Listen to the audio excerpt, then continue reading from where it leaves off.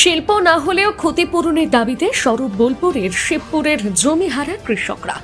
বোলপুরের শিবপুর মৌজায় শিল্প স্থাপনের দাবিতে বহুবার আন্দোলন হলেও এখনো পর্যন্ত সেখানে গড়ে ওঠেনি কোনো শিল্প। শিল্পের জন্য জমি দেওয়ার পরও উপযুক্ত ক্ষতিপূরণ মেলেনি। এই অভিযোগ দীর্ঘদিনের। কয়েকদিন আগে ওই মামলায় সুপ্রিম কোর্ট রাজ্য মন্ত্রিসভাকে চাষিদের ক্ষতিপূরণের বিষয়টি নিয়ে আলোচনা ও সিদ্ধান্ত নেওয়ার নির্দেশ দিয়েছে। রাজ্য সরকারকে এই সিদ্ধান্তের জন্য 4 সপ্তাহ সময়ও বেঁধে দিয়েছে দেশের শীর্ষ আদালত। আদালতের এই নির্দেশে নতুন করে আশার আলো দেখছেন শিবপুরের জমিদাতা কৃষকরা। ইতিমধ্যে ক্ষতিপূরণের দাবিতে শিবপুরের জমিহারা কৃষকদের পক্ষ থেকে এলাকায় পোস্টার লাগানো হয়েছে। পোস্টারে দাবি করা হয়েছে সুপ্রিম কোর্টের চাপে প্রণীত রাজ্য মন্ত্রিসভার নতুন ক্ষতিপূরণ নীতিতে বর্তমান বাজার দর অনুযায়ী জমির দাম দিতে হবে।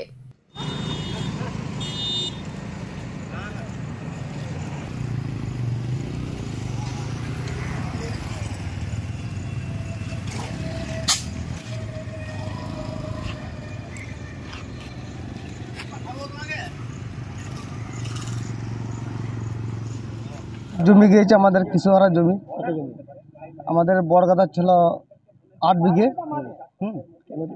8 বিঘে গিয়েছে আমাদের। তারা ওরা এমনভাবে নিয়েছে যে শিল্প কারখানা হবে, এমন চাষিদেরকে চাকরি দেওয়া হবে বা কোনো কাজ দেওয়া হবে। তা নয়, এখন আমাদের দেখছি এখন বাইরে থেকে লোক এসে 2-5 টাকা নিয়ে ঢুকে যাচ্ছে কাজে। না, কাউকে নেই নাই আমাদেরকে। যে কোটে আমাদের বড়গাদা বা যোগদার লোক থাকুক, তাও আমাদেরকে কাউকে দেয় নাই কাজ। কেস ছিল, সেটার রায়ের আমরা আশা করি রায় হবে আমাদের পক্ষে। আমরা জমি দিয়েছিলাম 2001 সালে শিল্প উপলক্ষে, শিল্প করবে বলে কর্মসূচি কাজ পাবো। আমাদেরকে বলেছিল জমিহারা কৃষকদের একটা করে চাকরি দেবো, যাদের জমি গেছে তাদের একটা করে চাকরি দেবো।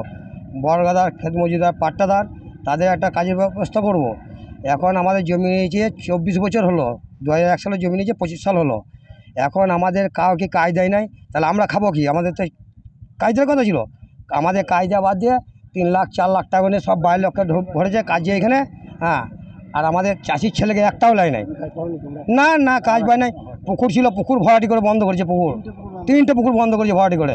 পুকুর তো নিয়ম নাই, সরকারের পুকুরে পারে বাড়ি করতে দিচ্ছে না। আর সরকার আইন কীরকম আইন যে সরকার আবার পুকুর ভরাটি করে ফ্ল্যাট বাড়ি করবে? সুপ্রিম কোর্টের একটা আমরা রায় পেয়েছি, আমরা আশার আলো দেখেছি। সুপ্রিম কোর্টের ওপর ভরসা আছে, আশা ভরসা আছে যে আমাদের জয় হবে। এই যে আমাদের 4 সপ্তাহের মধ্যে রাজ্য সরকারকে বিধানসভায় পাস করতে হবে আমাদের চাষিদের জন্য কী সিদ্ধান্ত নিয়েছে, কী দেবে চাষিদেরকে, কী প্যাকেজ ঘোষণা করবে। ওরা যে ফ্ল্যাট বাড়ি করে বিক্রি করছে, আমরা তো প্রমোটারের করার জন্য জায়গা দিইনি, আমরা দিয়েছি শিল্পর জন্য। আমাদের কর্মস্থানে আমাদের বাইরে গিয়ে আমাদের ছেলেমেয়েরা বা আমরা বাইরে গিয়ে এই যে ভোগান্তিটা হচ্ছে, তা সেই ভোগান্তি যাতে না হয়। আমাদের এখানে যদি শিল্প হতো তাহলে আমাদের কর্মস্থানের ব্যবস্থা হতো। হ্যাঁ, আমি জমি দিয়েছি। আমার জমি হচ্ছে 8 বিঘে জমি আছে। তা আমরা কর্মস্থানের জন্য আমাদের যেখানে এখানে যারা কাজ পেয়েছে সেগুলো চাষিদের একটা ছেলে পায় নাই। যে সমস্ত ছেলে আছে, যে সিকিউরিটি গার্ড বাড়ি জিজ্ঞেস করুন, তখন বলে দেবেন যে কোথা বাড়ি ওদের।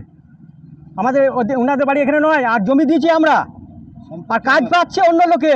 তাতে কি আবার পয়সা নিয়ে মন্ত্রীরা চান্দনাথ পয়সা খাচ্ছে, নিখিল বাছার পয়সা খাচ্ছে, নিখিল বাছার জামাই সে পয়সা খেয়ে খাচ্ছে। আশার আলো দেখেছি। সুপ্রিম কোর্টের প্রতি আমাদের আশা ভরসা আছে যে আমরা আমাদের হবে। গ্র্যান্ড ওপেনিং শুভ উদ্বোধন 14ই আগস্ট 2025 বৃহস্পতিবার সকাল 10:30টায় ভরত জুয়েলার্স সকলকে জানায় সাদর আমন্ত্রণ। ইলিশ উৎসব 2025 14 থেকে 17ই আগস্ট 2025। স্থান সই ক্যাফেটেরিয়া, কোপাই নদীর ধারে, কসবার রাস্তায়। যোগাযোগ 8477736333। ইলিশ প্রেমীদের জন্য হাজির বিশেষ আয়োজন। ইলিশের 11 রকম পদ: সর্ষে ইলিশ, ইলিশ ভাপা, দই ইলিশ, ইলিশ মাছ ভাজা, ইলিশের মাথা দিয়ে পুঁই শাকের চচ্চড়ি, খিচুড়ি ও ইলিশ মাছ ভাজা, বেগুন ইলিশের ঝোল, ইলিশের ডিমের বড়া, ইলিশের পোলাও, ইলিশ মাছের পাতুরি, ইলিশের লেজা ভর্তা এবং আরো অনেক স্বাদের সমাহার।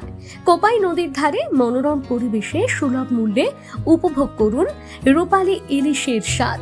পরিবার পরিজন বন্ধু বান্ধব নিয়ে চলে আসুন এই উৎসবে। আমন্ত্রণ রইল সকলের প্রতি।